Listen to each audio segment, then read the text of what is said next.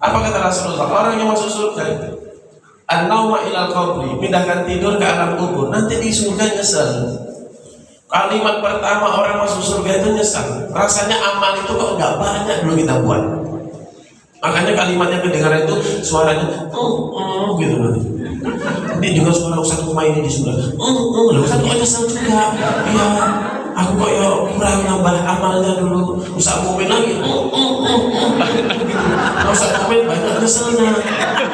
Nyeselnya. Kok sampai sekarang. Sementara Ustaz Daud udah mau nambah 2. Maksudnya 2 gak istri sama anak, kenapa jadi 2 yang dampinginya? Makanya surga banyak tingkatan. Yang kelasnya ke top masuknya Firdaus. Yang agak-agak bawahan sedikit, yang model sholat banyak garuk. Malik yaumiddin iyyaka na'budu wa iyyaka nasta'in ihdinas siratal mustaqim. Surat bunyi pula perconan surat. Yang model-model kayak gitu, yang model-model kita, yang mungkin masuknya itu agak bawahan dikit, namanya Jannatun Naim. Dan Naim masuk syukur.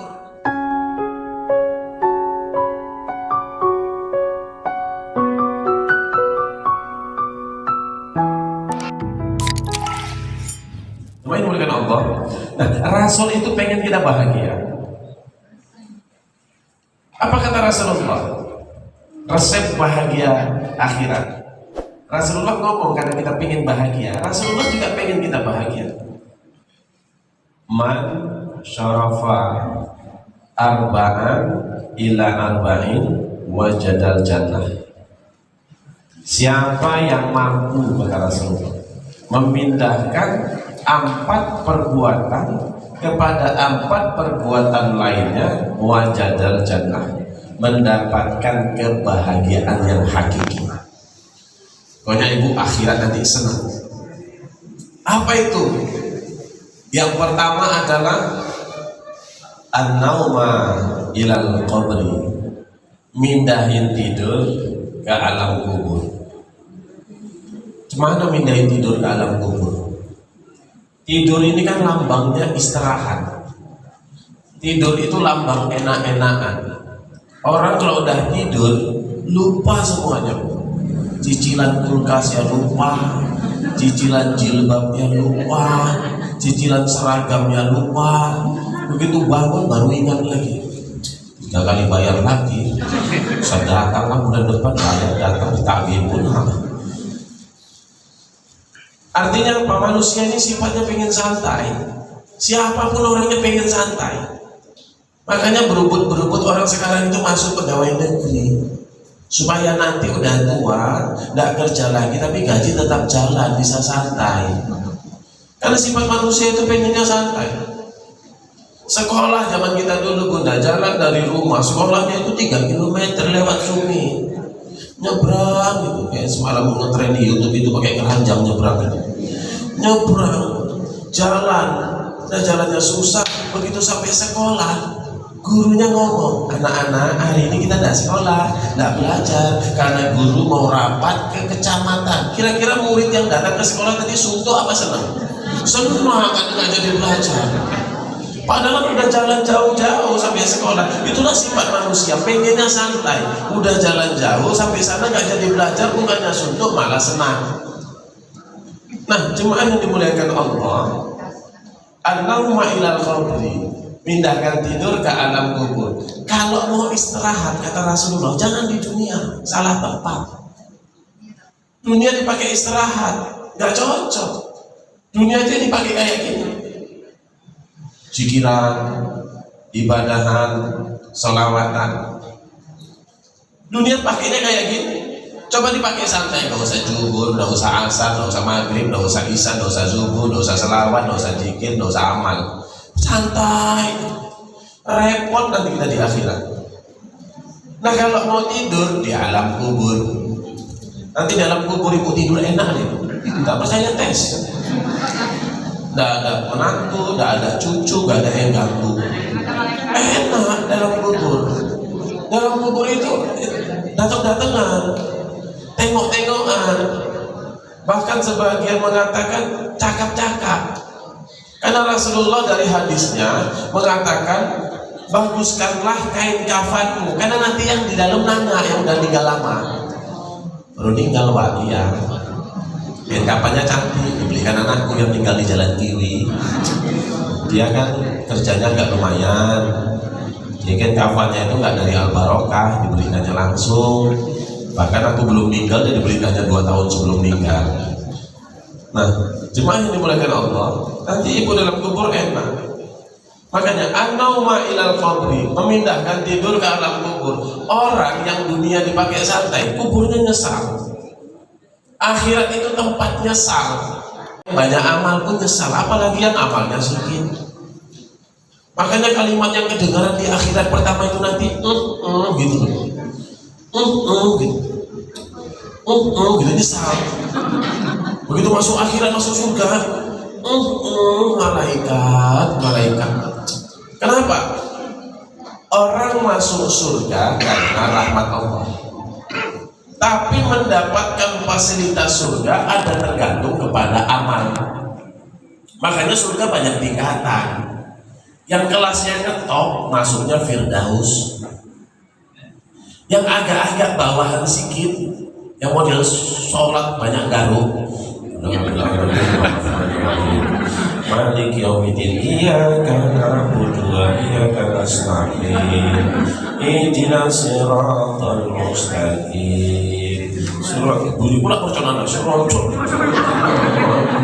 Yang model-model kayak gitu, yang model-model kita, yang mungkin masuknya itu agak bawahan dikit, namanya Jannatun Naim. Dan Naim masuk pun syukur.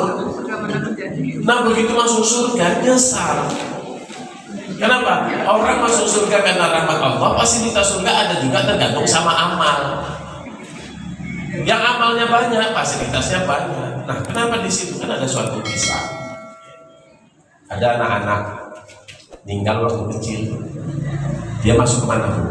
Masuk surga, karena tidak punya dosa. Tapi dia juga tidak punya amal, karena belum masuk masa balik, belum ibadah. Di surga, dia tidak punya fasilitas. Makanya dalam surah Al-Waqiah dikatakan wildan, anak-anak yang jadi pelayan, ngelayanin. Nanti fasilitas dia udah cemana, nunggu orang tuanya. Orang tuanya masuk surga, dia ikut fasilitas orang tuanya. Ya kalau anak orang kafir piye? Kalau anak orang kafir, dia nanti minta fasilitas Ustadz Humaydi. Ustadz Jumana dari surga, apa anak-anak kau siapa? Anaknya Ahok. Bapakmu mana? Neraka. Jadi kalau di sini ngapain? Dia masuk surga, tinggal kecil. Gak ada tempat, gak ada. Tinggal sini tinggal sini. Jadi pelayan. Nah, makanya tugas mereka nanti nunggu di pintu surga. Nunggu orang tuanya lewat. Malaikat Ridwan nanya, hei, ngapain? Nunggu bapakku sama mama. Orang mana? Orang Jalan Kiwi, sekali. Belum. Kenapa belum? Dia lewat orang biji. Si rombongan biji, Robin, rombongan biji. Lewat nungguin dia. Pantas gak nampak mamaku. Mamaku yang mana? Malaikat Ridwan. Yang agak gemuk. Oh, ya udah nanti tengok yang gemuk. Kalau mamaku gemuk, terus yang satu lagi, mamaku yang mana? Yang agak kurus. Ya tengok nanti ada yang kurus lewat panggil. Nungguin ketiduran karena lama orang bijajan banyak yang masuk surga. Lewat. Terbangun anaknya. Malaikat udah lewat samping belum? Itu masih orang diski. Odis orang diski. Masuk orang diski lewat. Pantas gak ada yang mirip mama? Ya gak ada mama orang samping kok. Jalan Kiwi kok nungguin orang diski. Nunggu dia. Begitu nunggu ketiduran lama, begitu terbangun, malaikat, mamaku udah lewat belum? Mamaku orang mana? Orang samping. Wah, ya udah kelewatan ini aja udah orang amplas yang lewat. Lo mamaku sama bapakku kok gak tanda sama aku ya? Oh berarti mamaku gak lewat sini. Ada jalur lain, ada neraka lewat sana. Kasihan anak yang nunggu. Nah, sama Rasulullah dikumpulin anak-anak itu. dikumpulin sama kita nanti dikasih untuk menjadi pelayan-pelayan. Makanya kita harus masuk surga. Apa kata Rasulullah? Orang yang masuk surga itu an-nauma ilal qabri, pindahkan tidur ke alam kubur. Nanti di surga nyesel. Kalimat pertama orang masuk surga itu nyesel. Rasanya amal itu kok nggak banyak dulu kita buat. Makanya kalimatnya kedengaran itu suaranya gitu nanti. Ini juga suara Ustaz rumah ini di surga. Ustaz kok nyesel juga. Iya, aku kok ya kurang nambah amalnya dulu. Ustaz Mumin lagi. Ustaz Mumin banyak nyeselnya. Nyeselnya. Nikah sampai sekarang. Sementara Ustaz Daud udah mau nambah 2. Maksudnya 2 gak istri sama anak. Kenapa jadi 2 yang dampinginya? Ibu cepat kali kalau Ustaz Daud. Nyesal. Nanti nanya sama malaikat begitu masuk dalam surga, lihat ada istana. Apa itu malaikat? Itu istana raja. Punya siapa? Seharusnya punya kamu. Loh, jadi sekarang aku boleh masuk? Gak boleh karena udah balik nama. Loh, balik nama macam mana? Kamu bilang raja punya aja, gak pernah puasa, gak pernah ibadah, gak pernah amal. Ya tak kasih orang lain. Apa kata kita? Malaikat Al-Mahabbah dulu kok gak ngingetin sama aku malaikat. Kalau tahu dulu aku bulan Rajab itu ibadah, bulan Sya'ban aku ibadah, supaya aku dapat kebahagiaan yang lebih. Lewat bidadari cantik. Mana Ustaz Daud? Malaikat itu punya siapa? Seharusnya punyamu. Loh, boleh dipanggil? Gak boleh, udah balik nama jadi punya Ustaz Koko. Karena kalau dulu Jodi kan di dunia. Jadi pindah balik nama. Nah, nyesal kita. Makanya selawat yang kita baca ini kita rasa sudah banyak, belum. Apalagi selawat yang model-modelnya takut selawatan. Ya Allah, selawatan kok takut. Ibu selawatan, masak selawatan atau zikir gak apa-apa. Bikin kompor, taruh wajan, si minyak, nunggu masak, panas minyak, masukin tempe. Sambil masukin tempe mau selawatan, mau zikiran, mau istighfaran boleh. Salatullah.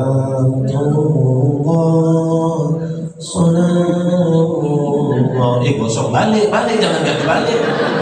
Kenaan selawat tempe gosok. Ada Toha Rasulillah. Kan enak. Tempenya itu tempe selawat. Laki pulang siang dalam ikut, salam, lapar bang, beli ya. Makanya bang, iya. Makan sama laki, bagian sama nasi. Di hari ini kok agak lain rasa tempenya. Tempe selawat bang, tempe selawat. Gimana caranya? Yang buatnya pakai selawat. Bisa kok numis kangkung pakai selawat juga ya sekalian ya. Numis kangkung, masak rendang, masak ini teman punya selawatan aja supaya tambah nikmat. Kenapa? Keikhlasan, kecintaan itu hadir. Ya Allah. Seumah ini sering sama bunga aja ngomong sama ini. Bunga gak mau kembang, dicakepin sama ini. Oh gak tumbuh lah kau janda bolong. Kalau nggak tumbuh juga aku jadikan sundel bolong. Besok tumbuh janda bolong. Karena janda bolong itulah makanya malam dimasukkan ke rumah. Karena kalau di luar rumah jadi fitnah nih janda kok siang-siang di luar malam-malam. Sekarang kan jadi fitnah Bu. Yang rondo kok bunyi-bunyi di teras itu sampai jam 3 malam gitu kan kasihan. Makanya dimasukin jam 10 dimasukin sama itu. Janda bolong, lidah semua masuk. Janda kembang, janda kucing, janda tipis masuk. Karena kalau ada janda malam-malam masih di luar jadi fitnah. Kepri pun bingung. Janda kalau masih di luar, yang nggak bolong aja kasus apalagi yang bolong. Jemaah yang dimuliakan Allah, Allahumma ilal qabri, mindahkan tidur ke alam kubur. Dan dunia ini jangan pakai tidur, pakai gini zikiran, selawat malam, paksain dapat 2 rakaat sholat tahajud. Nanti di akhirat kesel.